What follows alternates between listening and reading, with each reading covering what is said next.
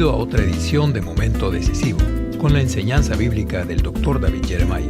En los próximos minutos, el Dr. David Jeremiah le hablará sobre la emocionante experiencia de Esther.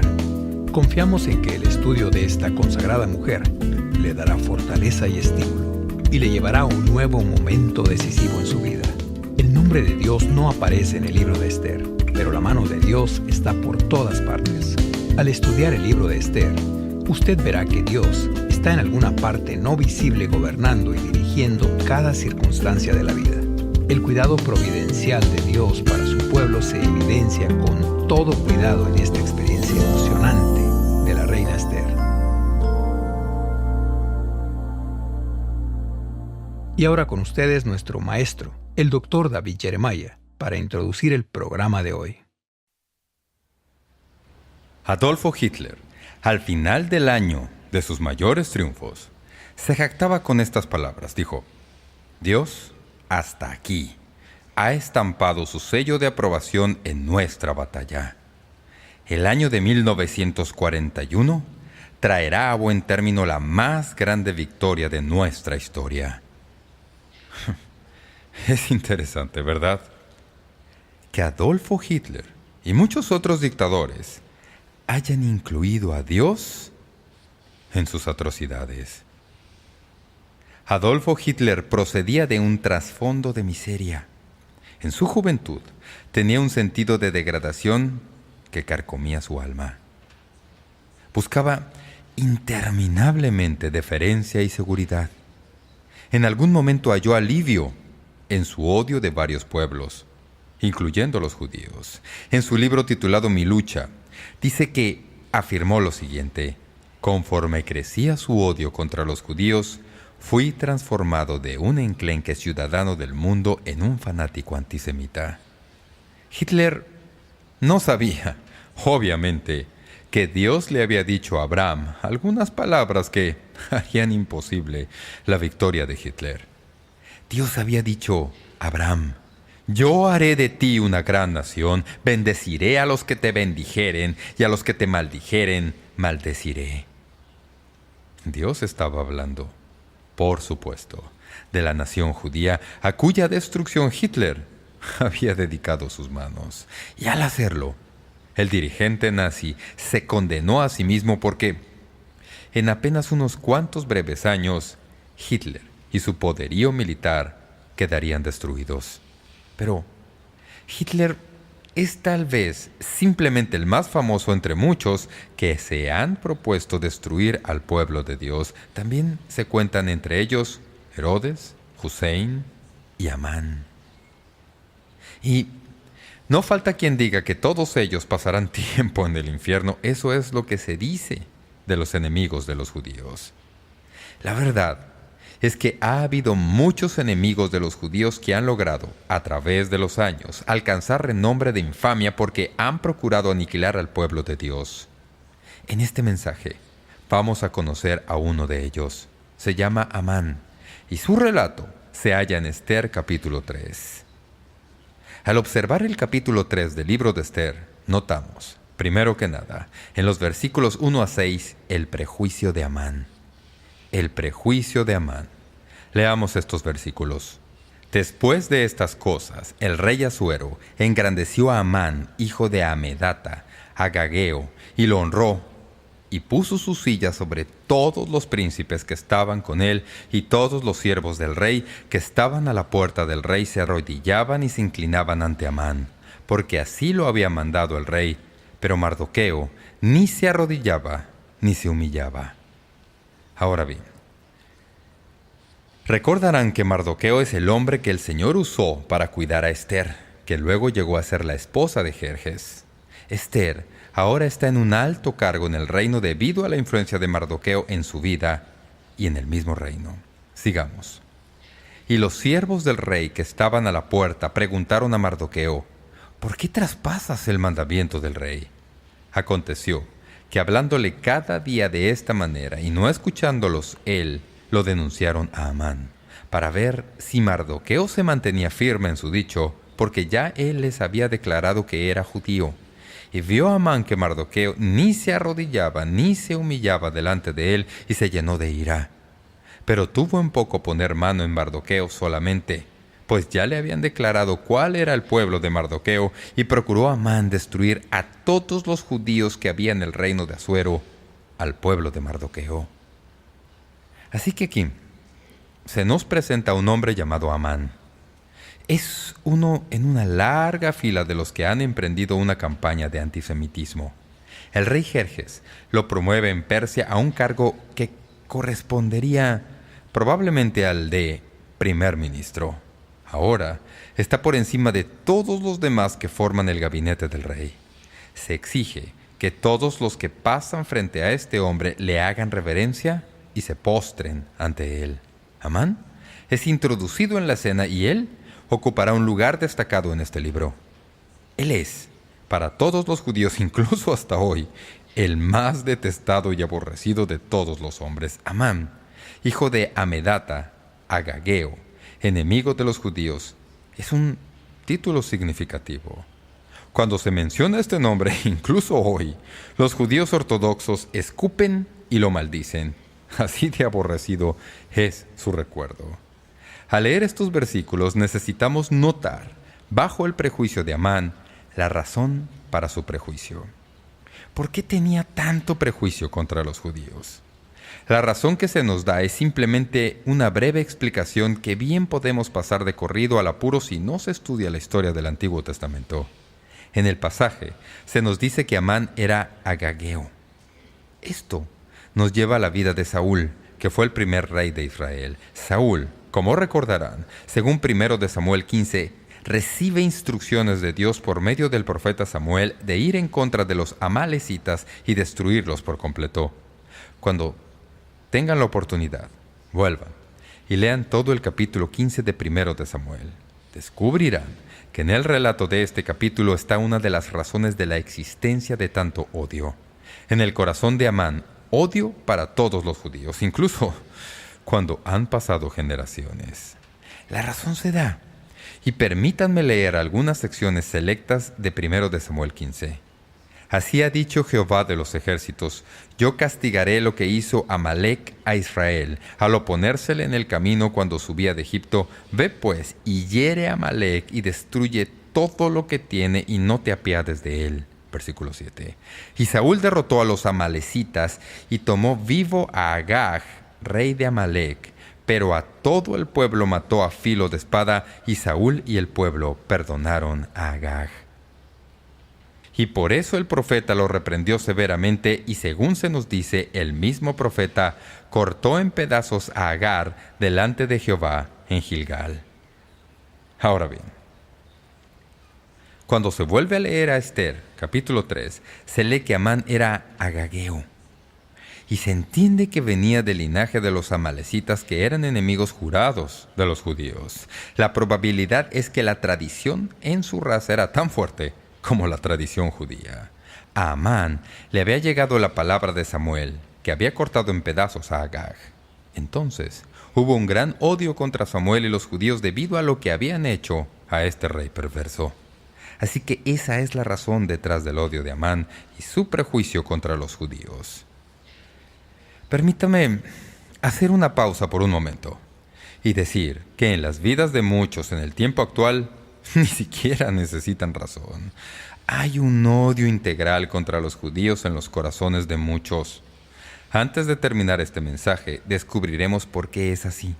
Pero, habiendo explorado una de las razones posibles para el prejuicio de Amán, diremos, en segundo lugar, los resultados de su prejuicio. ¿Qué es lo que hace? No sabemos el trasfondo de Amán. Él aparece en el libro más bien de manera súbita. Lo que sí sabemos es que él tiene una necesidad de aprecio que raya en el ridículo. Quería que todos se postraran ante él. Para él, significaba gran cosa tener esa experiencia y, evidentemente, aunque a todos se les exigía hacerlo, había uno que no lo hacía. Pero ese uno era quien sacaba de quicio a Amán. Él podría haber seguido siendo primer ministro del rey de Persia si simplemente se hubiera contentado dejando que este hombre se saliera con la suya. Pero no podía hacerlo. Estaba obsesionado y estuvo dispuesto a perderlo todo a fin de castigar al único que se negaba a hacerle la debida reverencia. Vemos lo que sucedió porque leemos: «Y vio Amán que Mardoqueo ni se arrodillaba ni se humillaba delante de él y se llenó de ira, pero tuvo en poco poner mano en Mardoqueo, solamente pues ya le habían declarado cuál era el pueblo de Mardoqueo». Ahora, como ven, por primera vez se vuelve evidente para Amán y los demás en el reino que Mardoqueo es judío. Así que ahora, Mardoqueo, que es judío, está a punto de convertirse en el enfoque del antisemitismo. Amán se da cuenta de que, puesto que Mardoqueo es judío, tal vez esta es su oportunidad de ventilar su cólera contra todos los judíos. Así que no es simplemente Mardoqueo el que está en esta trama, sino que Amán va a emprenderla contra todos los judíos de Persia. Ese es su objetivo. La acción de Amán es el primer esfuerzo de exterminar a los judíos que anota la Biblia. El faraón trató de limitar su número ordenando la masacre de los niños varones, pero nunca trató de exterminar a toda la raza. Varias tribus en Canaán resistieron la invasión de los judíos y Nabucodonosor llevó a la nación en cautiverio, pero hasta este lugar en la Biblia no hay ningún intento de parte de nadie de exterminar a toda la raza judía. Este fue, obviamente, el propósito que tenía Amán en toda esta acción. La palabra destruir en este versículo 16 literalmente significa exterminar. La palabra aparece con frecuencia en el libro de Esther. Amán hubiera podido fácilmente haberse librado de un judío obstinado, pero él quería exterminar a toda la raza. Estaba lleno de cólera. Equiparó a Mardoqueo con toda la nación judía. Y aunque pudiera haber lidiado con Mardoqueo individualmente, escogió, más bien, usar a Mardoqueo como trampolín para destruir a todos los judíos que aborrecía. En su visión distorsionada no vio los cientos de artesanos judíos humildes, no vio las mujeres y niños inofensivos. Todo lo que veía era un judío que lo había insultado y acusó a toda la raza debido a un hombre. Sin quererlo, se volvió el cuadro del prejuicio que estudiamos hoy. El prejuicio es así, ¿verdad? El prejuicio exagera a una persona y la hace una raza entera. Agranda todo más allá de toda proporción, se vuelve más irrazonable conforme pasa el tiempo, hasta que alguien que está lleno de racismo y prejuicio pierde por completo todo sentido y toda racionalidad. Yo no tuve nada que ver con Pearl Harbor. Fueron los japoneses los que bombardearon Pearl Harbor. Y el judío respondió: chinos, japoneses, taiwaneses, todos son lo mismo para mí. Y con esas, ambos volvieron a tomar asiento. Al rato el chino se levantó, se dirigió al judío, le dio un puñetazo en la boca y lo envió al piso. El judío le dijo: ¿por qué hiciste eso? Y vino la respuesta: el Titanic. ¿El Titanic? Yo no tuve nada que ver con el Titanic. A lo que el chino respondió: Goldberg, Feinberg, Iceberg, todos son lo mismo para mí. Eso es lo que hace el prejuicio. ¿Comprenden lo que estoy diciendo? El prejuicio absolutamente no tiene sentido. Cuando a una persona se le mete en la cabeza que va a tener prejuicio, pierde todo sentido. ¿Usted ha estado con personas así? ¿Verdad? ¿De qué manera ponemos a las razas en estereotipos? Quisiera tener tiempo para predicar todo un mensaje sobre eso, así que permítame simplemente predicar este. Dios dice que debemos superar el prejuicio que hay en nuestros corazones y que debemos dejar a un lado toda ira, toda malicia y toda difamación. Más bien debemos: antes sed benignos unos con otros, misericordiosos, perdonaos unos a otros, como Dios también os perdonó a vosotros en Cristo. Efesios 4:31. Y el Antiguo Testamento da instrucciones muy cuidadosas sobre cómo tratar al extraño, a la persona que es diferente de uno mismo. Se nos instruye que no se le haga ningún mal, que se le trate como un nativo y que se le ame como uno se ama uno mismo. La palabra del Nuevo Testamento que se traduce hospitalidad está formulada de dos palabras griegas que significan amar a los extraños. Eso es lo que significa hospitalidad, según Romanos 12:13. Jesús dijo: de cierto os digo, que en cuanto lo hicisteis a uno de estos mis hermanos más pequeños, a mí me lo hicisteis. Mateo 25:40. Él se refería a sus hermanos según la carne, los judíos, o hermanos de acuerdo al Espíritu, los creyentes. Lo que Dios nos dice es que debemos amar de todo corazón y a todas las personas de todas las razas. Así que Amán estaba lleno de prejuicio y, debido a eso, forjó un complot para destruir a los judíos. Vemos, en primer lugar, el prejuicio de Amán, y en segundo lugar, vemos el complot para destruir a los judíos. Esther 3, versículos 7 al 9. En el mes primero, que es el mes de Nisán, en el año 12º del rey Asuero, fue echada Pur, esto es, la suerte, delante de Amán, suerte para cada día y cada mes del año, y salió el mes 12º, que es el mes de Adar. Y dijo Amán al rey Asuero: hay un pueblo esparcido y distribuido entre los pueblos en todas las provincias de tu reino, y sus leyes son diferentes de las de todo pueblo, y no guardan las leyes del rey, y al rey nada le beneficia al dejarlos vivir. Si place al rey, decrete que sean destruidos, y yo pesaré 10,000 talentos de plata a los que manejan la hacienda para que sean traídos a los tesoros del rey. Ahora bien, aprendemos, primero que nada, en el versículo 7, que han pasado 5 años desde que Esther llegó a ser reina. Amán se ha contenido hasta saber cuál es el momento más propicio para exterminar a la nación judía. Fue el mes de Nisán, aproximadamente nuestro abril, que es el primer mes del año en el calendario persa. Los persas creían, en su historia, que los dioses, el primero de cada año, se reunían para decidir la suerte de los hombres. Amán llamó a los agoreros, brujas y todos los astrólogos y sus cerebros de confianza. Echaron suerte, o tal vez piedras talladas o pintadas con marcas como si fueran dados. Tal vez usaron piezas de madera o pedazos de papel o pergamino. Echaban esto cada día como se juega la lotería, o tal vez echaban los dados. Los expertos en Persia echaban suertes cada día del año para saber cuál sería el día de la mayor suerte del año en el cual pudieran exterminar a la raza judía. Es muy interesante descubrir que la palabra pur viene de una raíz primitiva que significa aplastar, romper, destrozar. A fin de determinar el día preciso para destruir a todos los judíos, hicieron lo que a menudo se menciona como echar suertes. Eso es lo que significa echar pur. Usaron esto para decidir, mediante su sistema de magia, cuál sería el día de mayor suerte en el cual pudieran determinar de antemano la destrucción de los judíos. Es interesante que la Biblia dice que incluso este proceso pagano está en las manos de Dios, ¿verdad? Hay un maravilloso proverbio en Proverbios 16:33 que dice: la suerte se echa en el rezago, mas de Jehová es la decisión de ella. Incluso el Señor está detrás de todo esto. Él no lo aprueba, no lo ordena, pero con todo Él tiene todo bajo su control. Así que echan la suerte para la destrucción del pueblo judío en esto que se conoce como echar pur. Y la suerte estaba echada, y aunque puede haberle parecido a la gente y a Amán como si fuera el día preciso, descubrirán para su propio disgusto que es el día preciso en verdad. Es el día preciso para la destrucción de Amán y los que han conspirado con él.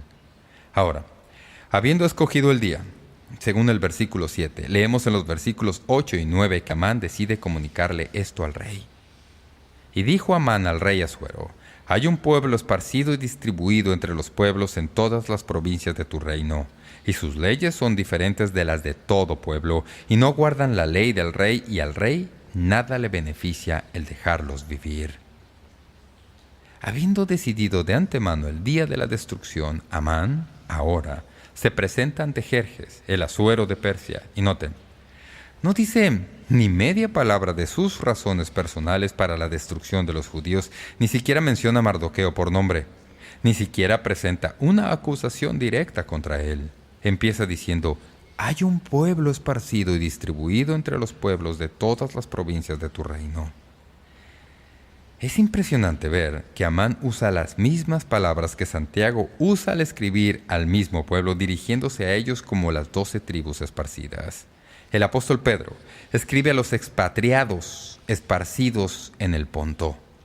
En verdad, estaban esparcidos. Esa fue una parte de su periodo ante el Señor.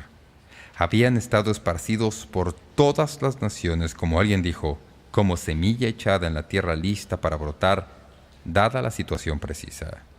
Amán pasó, como lo hace la gente con prejuicios, del hecho a la ficción. Note con cuidado sus palabras. Algunas de sus palabras son verdad. Estas personas, los judíos, eran un pueblo diferente. Se adherían a su ley, observaban días especiales, tenían festivales y detestaban que los de su pueblo se casaran con persas, si es que eran verdaderamente judíos ortodoxos. Pero habiendo dicho todo esto, no hay nada sedicioso en ninguna de esas palabras. Lo que sucede es que Amán avanza un paso más y dice que los judíos han estado violando las leyes del rey Jerjes. Eso no es hecho. Eso es ficción. La historia ha demostrado que algunos de los ciudadanos más obedientes, sin que importe en qué cultura hayan estado, han sido los judíos. Rara vez han sido la causa de problemas. Han producido muy pocos disturbios, incluso en culturas como las que tenían los persas. La incidencia de problemas en una cultura son mucho, pero mucho menor que el promedio. Pero Amán ha tomado algo de verdad y, debido al prejuicio, lo ha exagerado a la ficción a fin de poder acusar al pueblo de Dios. Sí, es verdad, porque los judíos no comen las comidas de ellos. Estoy seguro que eso hacía que algunos de los persas abrieran un poco más sus ojos. Los judíos siempre observaban el Sabbat o días festivos. Ignoraban los días festivos de los otros pueblos, lo que no los hacía populares. No aceptaban las hijas de la otra gente en matrimonio. No daban a sus hijas en matrimonio a los otros. En los días cuando la gente quería hacer negocio con ellos, cerraban sus almacenes. Y los días en que otros querían observar días festivos, decían que era legítimo hacer negocio y mantenían sus almacenes abiertos.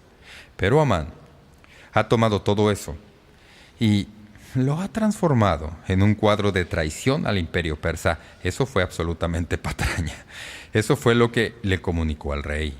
Así que, primero que nada, habiéndole comunicado esto a Jerjes, ahora plantea un problema. Y luego, habiendo planteado su supuesto problema, sugiere algo de motivación para que el rey Jerjes intervenga en la exterminación de los judíos. Literalmente dice que pagará 10,000 talentos de plata, entregándolos en la mano de los que tienen cargo llevar eso al tesoro del rey.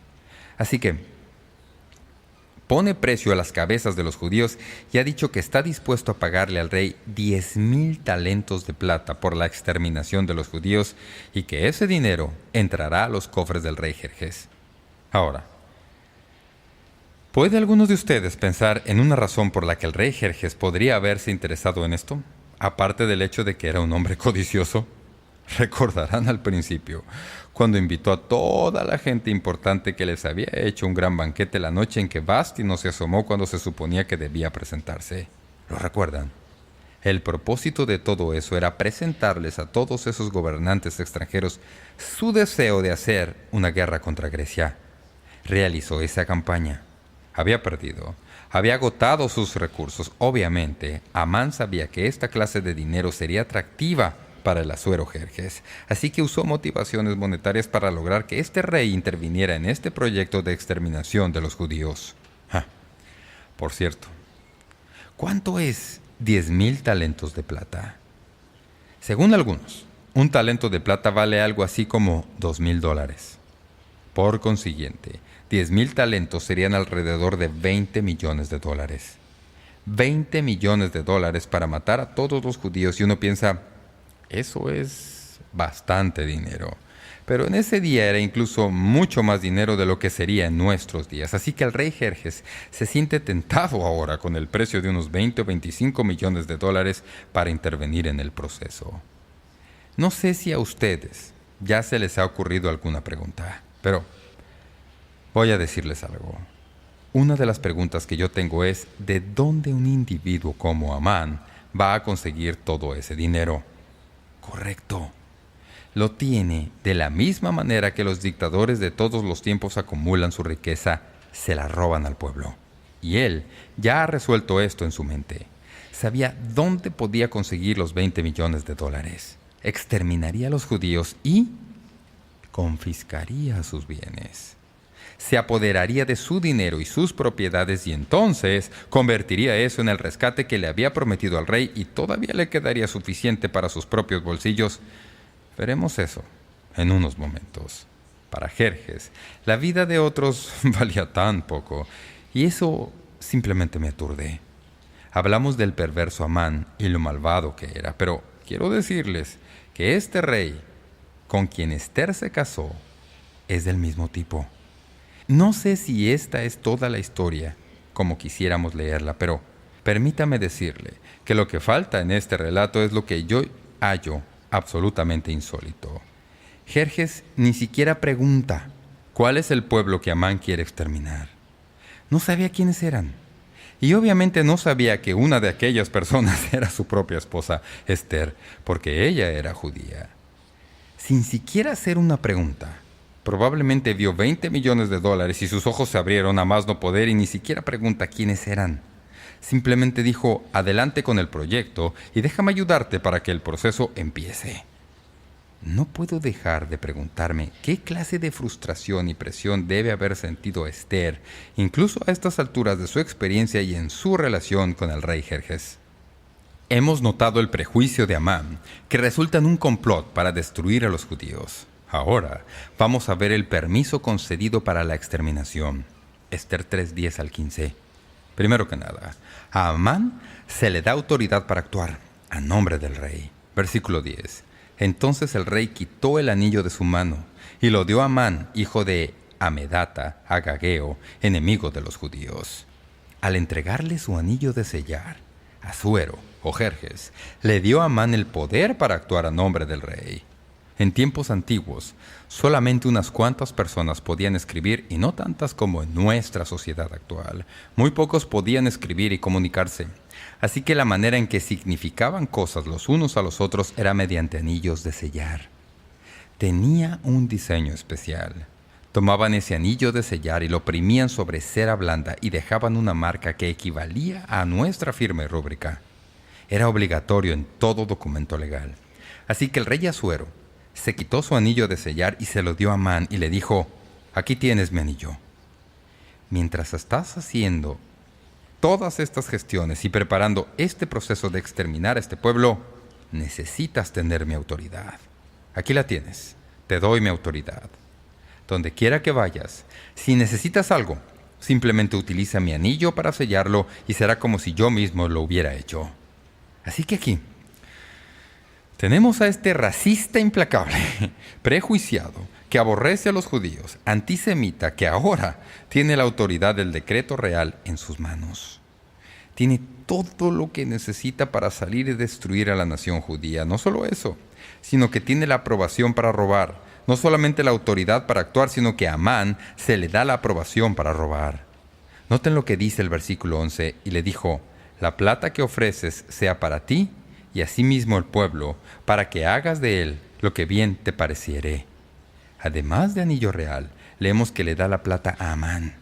Aquí, la plata no se refiere a la plata que Amán le había prometido darle al rey Asuero, porque todavía no ha sido pagada. Él no tiene ese dinero. Es probable que sea una referencia a la plata de las personas que va a exterminar. En otras palabras, el rey Asuero le está diciendo, Amán, ese pueblo es tuyo, y todos sus bienes son tuyos. Haz con ellos como te plazca. Simplemente ve y hazlo. No voy a hacer ninguna pregunta, en tanto y en cuanto me vengan mis 20 millones. Lo que quieras hacer con el resto, asegúrate de gastarlo y pagarle a la gente lo que quiere y puedes hacer como te plazca. Ahora, lo que tenemos aquí es que tenemos a un hombre que está lleno de odio, a quien se le ha dado autoridad absoluta de parte del hombre más poderoso de la tierra. Tiene en sus manos el anillo de sellar del hombre. Se le ha dado la motivación para quedarse con todo lo que consiga de la exterminación de los judíos. Leí en uno de los libros que relatan el holocausto de los judíos cómo, después de que los incineraban en los hornos, en efecto fundían el oro de los dientes y se guardaban lo que sea que era valioso de esos judíos. Es sabido que los judíos siempre han sido personas muy buenas para los negocios. A veces esto ha sido parte de la mala reputación que se les ha endilgado, pero digan lo que quieran, Dios les ha dado a los judíos gran capacidad para los negocios. Y no hay duda de que en el imperio persa había muchos, pero muchos judíos muy acomodados. Amán vio la oportunidad no solamente de exterminarlos, sino también de llenar sus propios bolsillos con los que ellos habían adquirido. Así que tenemos el prejuicio de Amán y el complot para destruir a los judíos y el permiso para la exterminación. Número 4.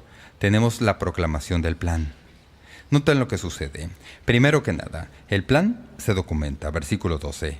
Entonces fueron llamados los escribanos del rey en el mes primero, al día 13 del mismo, y fue escrito conforme a todo lo que mandó Amán, a los sátrapas del rey, a los capitanes que estaban sobre cada provincia, y a los príncipes de cada pueblo, a cada provincia según su escritura, y a cada pueblo según su lengua, en nombre del rey Asuero fue escrito y sellado con el anillo del rey. Amán convocó a los escribas del rey, y ellos escribieron el decreto en el idioma de cada provincia. No sé si ustedes se dan cuenta de la tremenda tarea que era esto. Hice algo de investigación y descubrí que había como 127 diferentes idiomas en el imperio persa, y había que traducir la orden de Amán a cada uno de estos idiomas. Así que hubo cientos de horas de trabajo para la traducción de este decreto, de modo que todos los pueblos de todo el imperio persa pudieran comprenderlo. Así que Amán usó esta oportunidad como un privilegio para atizar el antisemitismo por todo el imperio. Mientras todo este proceso estaba fraguándose en el palacio en Susa, ¿pueden imaginarse cómo la palabra empezó a regarse respecto a este diabólico acto que estaba a punto de tener lugar en su tierra? En el versículo 3 leemos algo del contenido del documento. Noten lo que decía el documento. Y fueron enviadas cartas por medio de correos a todas las provincias del rey, con la orden de destruir, matar y exterminar a todos los judíos jóvenes y ancianos, niños y mujeres, en un mismo día, en el día 13 del mes 12º, que es el mes de Adar, y de apoderarse de sus bienes. Los que han estudiado este documento en el lenguaje en que fue escrito han señalado con cuánto cuidado fue redactado este documento fatídico. Al leer estas palabras, vienen a la mente las palabras que se usan en un documento legal moderno. Los objetivos se indican en toda manera posible, a fin de que no haya manera de escapar de parte de nadie que pudiera atreverse a no cumplir con la orden. Nótese de cuántas maneras diferentes se usan para describir la exterminación. Mire de nuevo este versículo, dice, destruir, matar y exterminar a todos los judíos. ¿Alguna duda? ¿Entienden lo que está diciendo? ¿Cuántos de los judíos? Todos los judíos. ¿Qué tal de las mujeres? Jóvenes y ancianos, niños y mujeres. ¿Por cuánto tiempo tenemos que hacerlo? En un mismo día. Tan cuidadosamente fue orquestado esto, que cuando fue puesto por escrito en el idioma del pueblo, no podía haber duda de parte de nadie en todo el imperio persa lo que se suponía que debía sucederle a los judíos. Y fue sellado. Y el nombre del rey estaba en aquel anillo de sellar, en la cera, en todo documento que lo describía. Así que el plan no solamente se documenta, sino que, noten, que el plan se lo entrega con toda prolijidad. Este decreto de destruir a los judíos sale como la ley de los medos y los persas. Leemos en el versículo 13 y siguientes. Y fueron enviadas cartas por medio de correos a todas las provincias del rey con la orden de destruir, matar y exterminar a todos los judíos, jóvenes y ancianos, niños y mujeres, en un mismo día, en el día 13 del mes 12º, que es el mes de Adar, y de apoderarse de sus bienes. La copia del escrito que se dio por mandamiento en cada provincia fue publicada a todos los pueblos a fin de que estuviesen listos para aquel día, y salieron los correos prontamente por mandato del rey, y el edicto fue dado en Susa, capital del reino. Los estudiosos nos dicen que Amán usó lo que es bien conocido como el sistema postal de Persia, disponible solo para documentos del gobierno en todo el imperio. Heródoto, historiador secular, dice que nada mortal viaja tan rápido que estos mensajeros persas.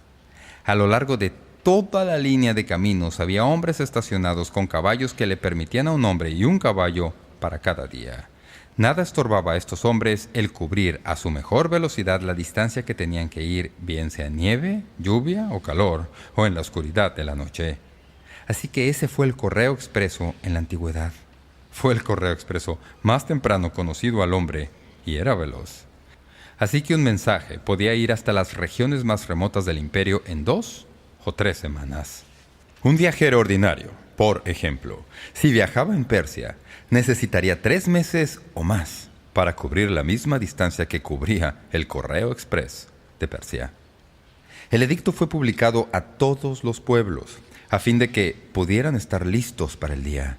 Amán quería que la orden saliera lo más rápido, a fin de que nada pudiera hacerse para cambiarla. Quería, tal vez, que los judíos oyeran al respecto a fin de que sufrieran por la expectativa.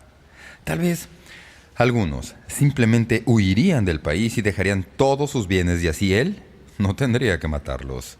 Los mensajeros salieron, y salieron deprisa. Lo interesante es, al leer la última frase del versículo 15, que Amán y el rey Asuero se fueron a la cantina local y brindaron mientras la palabra se regaba por todo el imperio persa para matar a los judíos. Me encanta este libro porque tengo que decirles algo que sé que les resultará interesante. Cualquier otra cosa que este pasaje nos enseñe nos recuerda de nuevo, conforme el escenario es preparado y, por supuesto, sabemos lo suficiente del libro y sabemos lo que va a suceder y no ignoramos el resultado, aunque nos entusiasman los detalles. Dios dijo algo muy interesante por el profeta Isaías. Es extraño lo que dice en Isaías 54, versículo 17. Permítanme leerlo. Esto es lo que Dios le dice al pueblo judío. Ninguna arma forjada contra ti prosperará, y condenarás toda lengua que se levante contra ti en juicio.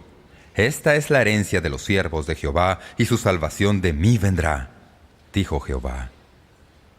Esta profecía de Isaías es interesante a la luz del libro de Esther porque, como resultado de esto, los del pueblo de Israel han sido los portadores del féretro en el funeral de toda nación que jamás ha tratado de perseguirlos.